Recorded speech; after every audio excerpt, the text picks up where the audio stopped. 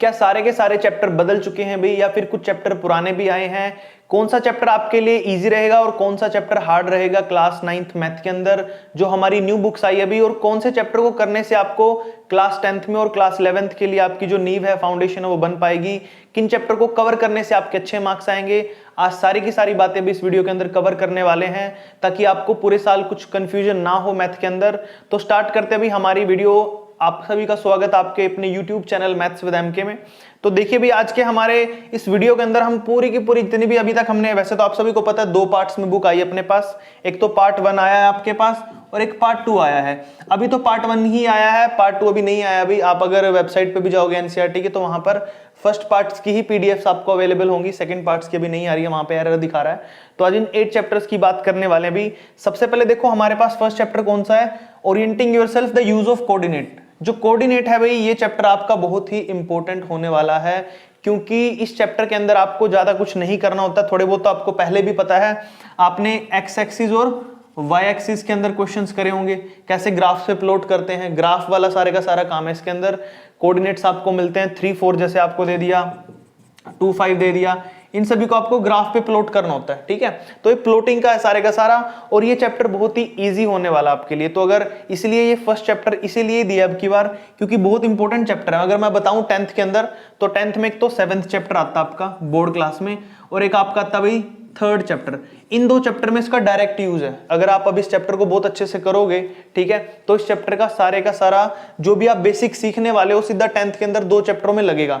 बाकी चैप्टरों में भी लगता है थोड़ा थोड़ा, लेकिन 2 चैप्टर में ये तो, इस चैप्टर का तो नाम भी कोऑर्डिनेट ज्योमेट्री है, और जो 3rd चैप्टर आपका लीनियर इक्वेशन रहेगा 10th में, उसके अंदर इसका डायरेक्ट यूज होगा भाई। ग्राफ वाले क्वेश्चन आते हैं बोर्ड एग्जाम में भी, 2 या 3 मार्क्स का ग्राफ क्वेश्चन आता है। तो ये चैप्टर मार्क कर लो भी, बहुत इंपॉर्टेंट चैप्टर आपका 10th के अंदर 2 चैप्टरों में पूरा पूरा लगेगा, बाकी 1-2 चैप्टर में थोड़ा बहुत यूज है इसका, ठीक है। अब बात करते हैं भी नेक्स्ट चैप्टर की, introduction to the linear polynomials. Linear polynomials ये छोटी क्लासेस से करते आ रहे हो आप यार। मोनोमियल्स हो गया, बाइनोमियल्स हो गया, ट्राइनोमियल्स हो गया, ऐसे ऐसे वाली टर्म्स डिग्री में होते हैं। लीनियर इक्वेशन हो गया, लीनियर इक्वेशन, क्वाड्रेटिक इक्वेशन, ये चैप्टर बहुत ईजी है आपके लिए। इस चैप्टर में थोड़े बहुत डिफिकल्ट चीज क्या आती है, इक्वेशंस आती हैं, स्टेटमेंट वाले क्वेश्चन। कौन से? स्टेटमेंट वाले क्वेश्चन थोड़े से आपके लिए हार्ड रहेंगे, बाकी ये सारे का सारा चैप्टर बहुत इजी है। और क्लास 10th के अंदर अगर मैं बात करूं, यहां पर इस चैप्टर का डायरेक्ट यूज हुआ भाई 2nd चैप्टर में।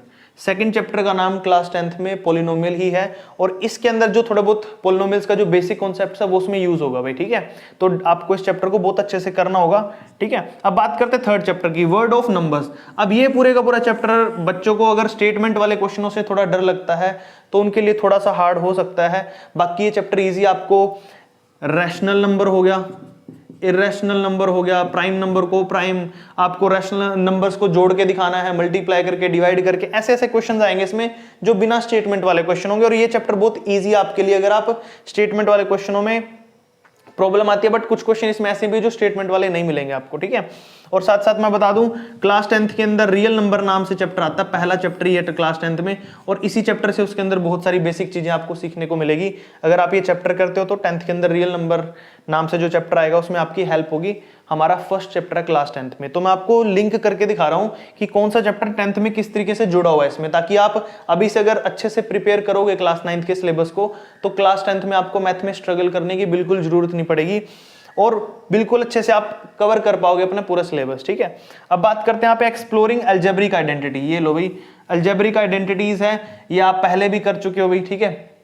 a प्लस बी का whole square, a minus b का होल स्क्वायर, a का क्यूब प्लस b का क्यूब, ये वाली सारी की सारी आपको आइडेंटिटी याद ही होंगी, आपने 8th में भी यूज करी है, 7th में भी आती है थोड़ी बहुत ये, ठीक है। तो अब की बार 9th में वही है सारी की सारी, कोई प्रॉब्लम नहीं है। पहले भी जो ओल्ड बुक थी आपकी क्लास 9th की, उसमें भी ये चैप्टर था सेम टू सेम, अब की बार भी वही है। क्वेश्चन थोड़े बहुत अलग हो सकते हैं, बाकी सारा सिलेबस आपका सेम है ये, ठीक है, इस चैप्टर का। और 10th में इसका बोल सकते हैं यहाँ पर क्वाड्रेटिक इक्वेशंस बनाने चैप्टर आता है, मैं बता देता हूँ, 4th चैप्टर है जिसका नाम है क्वाड्रेटिक इक्वेशन, क्लास 10th के अंदर, ठीक है। तो क्वाड्रेटिक इक्वेशन चैप्टर है, उसमें डायरेक्ट इसका यूज होगा। जितनी आप आइडेंटिटीज में यूज करना सीखोगे, फॉर्मूले सीखोगे, वो सारे के सारे यूज होंगे 4th चैप्टर के अंदर, ठीक है। तो ये चैप्टर 10th के हिसाब से बहुत इंपॉर्टेंट है, और मैंने बता दिया किस चैप्टर से जुड़ा हुआ चैप्टर है। अब बात करते हैं up and down, round and round. ये वाला चैप्टर कौन सा भाई? ये सारे का सारा सर्कल से रिलेटेड आपका सर्कल से रिलेटेड है और क्लास 10th में चैप्टर का नाम भी सर्कल ही है, ठीक है। अब मुझे नाम नहीं याद आ रहा कौन सा चैप्टर है, 10th होगा मेरे ख्याल से, 10th या 11th चैप्टर है कोई, तो सर्कल ही है 11th 10th के अंदर भी, तो ये चैप्टर उससे रिलेटेड है। इसमें आप टेंजेंट्स वगैरह के बारे में सीखोगे, आपको पता ही होगा सर्कल है, बीच में से रे निकल के गई है, ऊपर से रे निकल के गई है, सिकेंट और टेंजेंट्स वगैरह बनते हैं, तो प्रूव करने वाले क्वेश्चन थोड़े से आते हैं इसमें से। ये चैप्टर थोड़ा हार्ड रहता है बच्चों के लिए, क्योंकि इसके अंदर प्रूविंग वाले क्वेश्चन आते हैं, ज्यादातर बच्चों को प्रूविंग क्वेश्चन में प्रॉब्लम्स आती हैं, सॉल्यूशन इतना नहीं होता उनके अंदर, प्रूव करना थोड़ा हार्ड होता है बच्चों के लिए। बट ये चैप्टर बता दूं तो इंपॉर्टेंट है थोड़ा, इतना भी नहीं मान सकते आप, लेकिन 10th के अंदर इसका यूजेस होगा आपका, ठीक है। तो अगर आप कर पाते हो उसको अच्छे से तो अच्छी बात है भाई, ठीक है।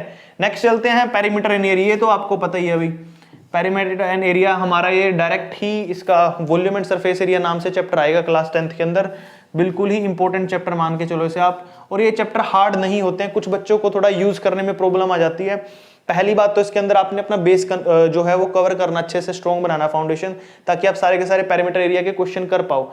वो कैसे होगा? फॉर्मूलों से। अगर जिस बच्चे को फॉर्मूले ही नहीं पता होंगे तो कैसे कर पाएगा भाई वो, तो फॉर्मूले आपने बहुत अच्छे से याद करने, इन सभी फिगर्स के जो 2D 3D जितनी भी फिगर्स होती हैं, उसके बाद आप इन चैप्टरों को कर सकते हो। स्टेटमेंट थोड़े धीरे धीरे करोगे, प्रैक्टिस करोगे तो आप इन चीजों को कवर कर पाओगे, कोई प्रॉब्लम नहीं आएगी। तो हमारा जो पेरीमीटर एंड एरिया है बहुत इंपॉर्टेंट चैप्टर है, 10th के अंदर मैंने बता दिया, सरफेस एरिया एंड वॉल्यूम नाम से आएगा, और आप वहां पर इसका डायरेक्ट यूज कर पाओगे जितने भी आप यहाँ पे सीखोगे। अब ये लो भाई, नेक्स्ट अपना 7th चैप्टर जो है इंट्रोडक्शन टू द प्रोबेबिलिटी, नाम भी सेम और इसका काम भी सेम। प्रोबेबिलिटी है भाई 10th के अंदर डायरेक्ट सबसे लास्ट चैप्टर है मेरे ख्याल से ये, हाँ लास्ट ही चैप्टर है, 14 या 13 चैप्टर है मेरे ख्याल से, लास्ट चैप्टर है ये, स्टैटिस्टिक्स के बाद आता है ये क्लास 10th के अंदर। तो प्रोबेबिलिटी 9th में जो आप सीखोगे, पहले वाली जो प्रोबेबिलिटी थी भाई बहुत ही इजी थी मेरे को लगता था, अब की वाली जो प्रोबेबिलिटीज के क्वेश्चन आए थोड़ा स्टेटमेंट्स ट्रिकी हैं उसकी, बाकी तो ये चैप्टर बहुत इजी, आपको पता है ये फेवरेबल केसेस और टोटल केसेस निकाल के आपको सोल्व करना होगा। ये चैप्टर बहुत ईजी मानेंगे भाई हम इसे यहाँ पे, ठीक है, इजी चैप्टर और 10th के लिए भी इंपॉर्टेंट चैप्टर भी हमारे पास यहाँ पर, ठीक है।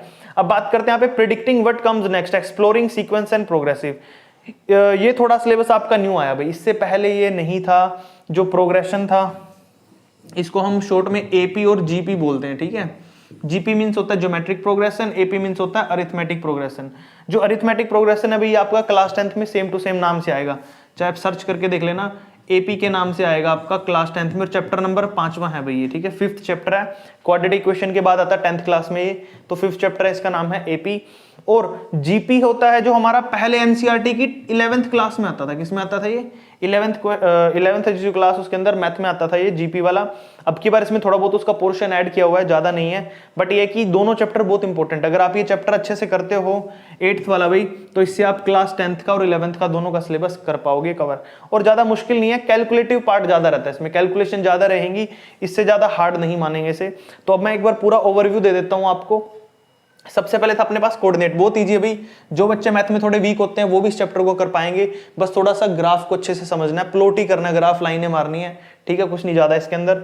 नेक्स्ट है भाई पॉलिनोमियल्स, इसके जो स्टेटमेंट वाले क्वेश्चन है उसको छोड़ करके जो बच्चा इजी करना चाहता है वो कर सकता है, ठीक है, जिसको ये कि भाई पास ही होना है मुझे, वैसे तो अपनी तरफ से मेहनत करो, पास के अच्छे नंबर भी आ जाएंगे, बट एक स्टेटमेंट वाले थोड़े से हार्ड रहते हैं, बाकी सारा पोर्शन ईजी रहेगा इसके अंदर।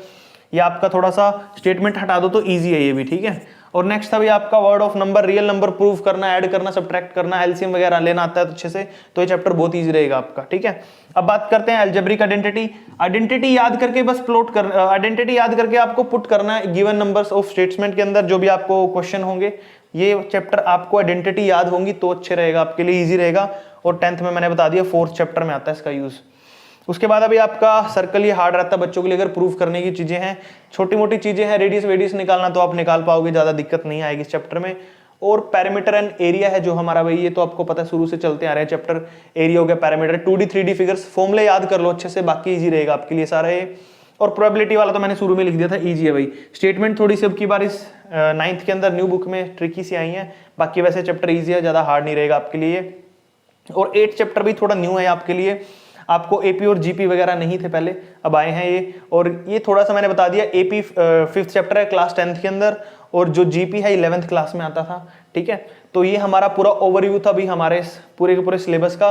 ये अभी पार्ट 1 के बारे में बताया मैंने, पार्ट 2 है जो हमारा क्लास 9th का अभी तक नहीं आई है अभी बुक, तो दैट्स वाई हमने डिस्कस नहीं किया उस चीज को। जैसे ही आती है हम उस चैप्टर को भी डिस्कस करेंगे कि आपके लिए आने वाली क्लासेस में कौन से चैप्टर से कितनी हेल्प मिल सकती है, और इस साल कौन सा चैप्टर आपके लिए कितना ईजी रहेगा। आई होप आपको इस वीडियो से पूरे का पूरा ओवरव्यू मिला होगा भाई। जिस भी बच्चे को कोई प्रॉब्लम आती है इन चैप्टर्स के अंदर, वैसे तो भी मैंने आपको पहले ही बोला था चैनल पे अपने बैच शुरू होंगे फ्री ऑफ कॉस्ट सारे के सारे, तो इसमें आपको क्लास 9th और 10th के सारा सिलेबस कवर कराया जाएगा। और ये जो हमारा बैचेज है भाई, हमारा ये नेक्स्ट ट्यूसडे से शुरू होने वाला है। तो जिस भी बच्चे को किसी चैप्टर में प्रॉब्लम आती है तो आप कमेंट करके बता सकते हो कि हाँ भाई हमारा जो ये न्यू चैप्टर है ये स्टार्ट करा दो, ठीक है। वैसे तो मैं कम्युनिटी में डालूंगा कि हाँ भाई कौन सा चैप्टर आपको फर्स्ट कराना है। तो आपने इस पूरे के पूरे जो भी मैंने आपको सिलेबस कराया स्टार्टिंग से थोड़ा सीरियस होकर पढ़ना है, ताकि आप 10th के अंदर ज्यादा स्ट्रगल ना करो। बाकी तो मैं हेल्प करता ही रहूंगा आपकी, ठीक है। 10th का भी सिलेबस कराएंगे, 9th का भी कराएंगे। तो मिलते हैं भाई इसकी न्यू वीडियो के अंदर। Thank you.